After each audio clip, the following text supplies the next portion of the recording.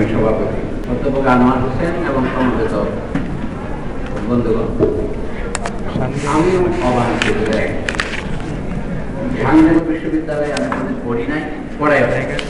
এই কয়েক মাস আগেই আনোয়ার ভাই বললেন জাহাঙ্গীরনগরে বেড়াতে আসে।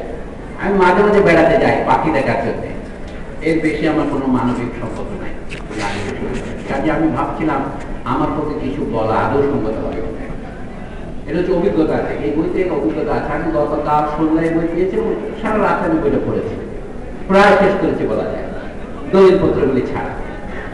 তো তাতে আমার যে চোখে পড়েছে এখানে কিছু উদাহরণ আছে আর কিছু উপদেশ আছে। ইংরেজিতে বলে না, সেটা বাংলা অনুবাদ হচ্ছে উপদেশ অপেক্ষা উদাহরণ ভালো। Example is better than precept. আমি বইয়ের উদাহরণ থেকে শুরু করি, কিছু কিছু উপদেশের দিকে আমাকে যেতে হবে, যে উপদেশগুলো আমি পেয়েছি বই থেকে। যেমন আমাদের ছোটবেলায় আমরা উপন্যাস পড়তাম, এই লোকের নাম ছিল আকবর হোসেন, ওই বইয়ের নাম ছিল অবাঞ্ছিত। এবং আনোয়ার ভাই এখানে অবাঞ্ছিত শব্দের একটা ভিন্ন ব্যাখ্যা দিয়ে শুরু করেছিল, যাকে আমরা বাঞ্ছা করি না, চাই না। তা আমরা যারা জাহাঙ্গীরনগরে পড়ার সুযোগ পাই নাই, জাহাঙ্গীরনগরে নিয়ে তাদের কিছু করার আছে কিনা আমি জানি না, কিন্তু উনি বড় প্রশ্ন তুলেছেন। শুধু জাহাঙ্গীরনগর সম্পর্কে নয়, যে কোনো বিশ্ববিদ্যালয় সম্পর্কে যেটা কাজে লাগে। সেটা হচ্ছে 1973 সালের যে অর্ডিন্যান্স, যেটা বিশ্ববিদ্যালয়ের শিক্ষকরা প্রণয়ন করেছিলেন, শেখ সাহেব যেটা স্বাক্ষর করেছিলেন ও বলেছিলেন যে দিলাম তো বটে, এখন আপনারা কি যেন রাখমায়ের মর্যাদা রাখতে পারবেন তো। তা আমার মনে হয় সেই আশঙ্কা সত্য প্রমাণিত হয়েছে। আমি শুধু দুটো ফুটনোট আকারেই বলি, এটা কি শুধু জাহাঙ্গীরনগরের অভিজ্ঞতা না, আমার আগে মাননীয় এমপি সাহেব বলে গেলেন এটা চট্টগ্রাম বিশ্ববিদ্যালয়, রাজশাহী বিশ্ববিদ্যালয় একই অবস্থা। আমি ছোট বয়সে, মানে এখন থেকে 30 বছর আগে, জাহাঙ্গীরনগরে না গেলেও ওই জাহাঙ্গীরনগর অতিক্রম করে রাজশাহীতে গিয়েছিলাম। তো চাকরি জীবনে রাজশাহীতে আমি 2 বছরের বেশি চাকরি করতে পারিনি, বিশ্বাস করে ওটা না করো। বলছে নদীর ওই পার থেকে আসছে, আমাকে ঠিক মতো তাড়ানোই হয়েছে। আমি তখন এক বেশি ক্ষমতাশালী কেউ ছিলাম না। 2 বছর লেকচারার হয়ে আমার চাকরি পার্মানেন্ট করতে পারিনি। ঢাকা বিশ্ববিদ্যালয়ে আসলাম, আইবি বলে একটা প্রতিষ্ঠান আছে, সেখানে ঢুকলাম শুধু ঢাকায় আসার লোভে। তখন মুজাফফর আহমদ ছিলেন, যিনি এখন মারা গেছেন, টিআইবির সাথে জড়িত বলে যিনি বিখ্যাত হয়েছিলেন শেষের বয়সে। উনি খানিকটা দয়া করে 9 জনকে অ্যাপয়েন্টমেন্ট যেদিন দিয়েছিলেন, আমাকে 9 নম্বরে সিলেক্ট করেছিলেন।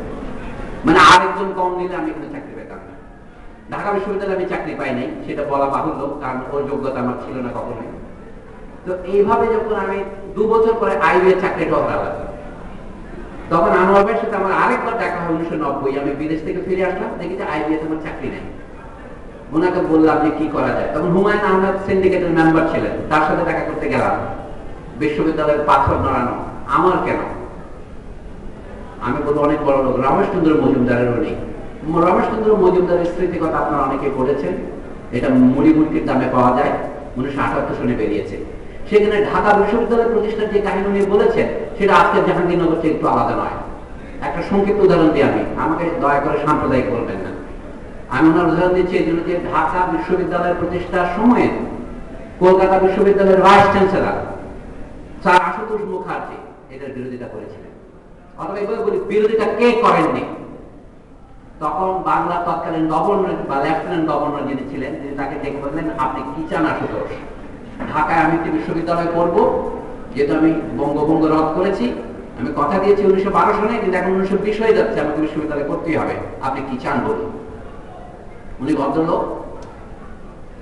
এই কথাটা আশুতোষের এই কথাটা বলছেন রমেশচন্দ্র মজুমদার। রমেশচন্দ্র মজুমদার লেকচারার ইতিহাসের, তিনি আশুতোষের সাথে দেখা করতে গেছেন। আশুতোষ গাড়িতে তুলে তাকে বলে, আসো তোমাকে বলি। গভর্নরের সাথে দেখা করে আসলাম। গভর্নর আমাকে ঘুষ দিয়েছেন। কি ঘুষ? আমার বিশ্ববিদ্যালয়ে 4টি অধ্যাপকের পদ দেবেন, কেমিস্ট্রিতে অমুক, এরকম 4টা বড় বড় নেম চেয়ার, কারমাইকেল চেয়ার, এগুলি দেবেন।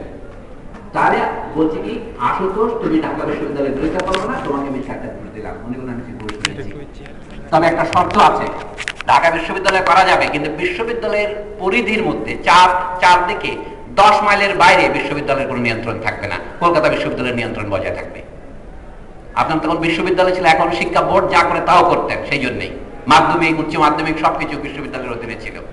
কাজেই জাহাঙ্গীরনগর বিশ্ববিদ্যালয়ে কাবি কাজে খাবি খা হয়েছে, উনি লিখেছেন সুন্দর শব্দ, সেইটা কিন্তু নতুন নয়। স্যার আশুতোষকে আপনারা প্রায় অনেক সময় পূজনীয় মনে করেন, কিন্তু তিনি যদি ঘুষ খেতে পারেন তার বিশ্ববিদ্যালয়ের জন্য, তাহলে খাবে না কেন? রমেশচন্দ্র মজুমদারের বই পড়লে আপনাদের লোম কূপ প্রত্যেকটি দাঁড়িয়ে যাবে। হেফাজতে ইসলামের চেয়েও সাংঘাতিক। ঢাকার যে সমস্ত হিন্দু মেম্বার সিনেটের সদস্য হয়েছিলেন 1947 পর্যন্ত সিনেটের